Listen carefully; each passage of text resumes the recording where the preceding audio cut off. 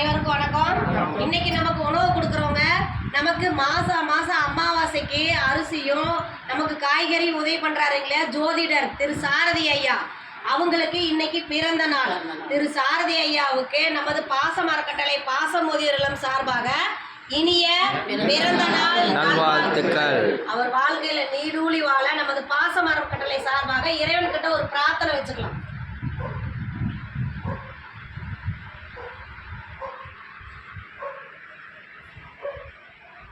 திரு சாரதி ஐயா உணவு கொடுத்துருக்காங்க. அவங்களுடைய பிறந்தநாளை முன்னிட்டு அவர் கூட ஒர்க் பண்ணுற அனைத்து நல்லுள்ளங்களுக்கும் நமது பாசமாக்கட்டளை சார்பாக நன்றிகளையும் வாழ்த்துக்களையும் தெரிவிச்சுக்கிறோம்.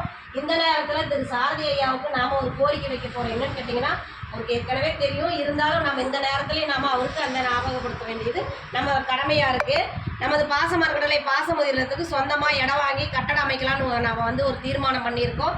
ஏன்னா இந்த கட்டடத்தில் இட வசதி பத்தாதனால நிறைய பெரியவங்க இங்கே நிறைய இடம் கேட்கறதுனால இட வசதி பத்தாதனால இடம் வாங்கி சொந்த கட்டடம் போட போகிறோம். அதுக்கு அவங்களால முடிஞ்ச உதவியை செஞ்சு தருமாறு இந்த நேரத்தில் கேட்டுக்கிறோம்.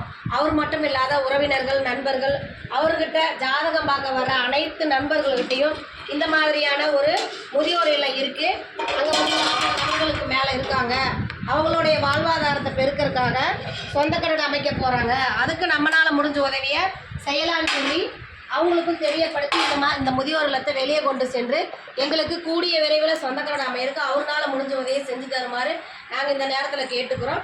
மீண்டும் ஒரு முறை நமது பாசம் அறக்கட்டளை சார்பாக திரு சாரதி ஐயாவுக்கு இனிய பிறந்த நாள் நல்வாழ்த்துக்கள். வாழ்க வளத்துடன்.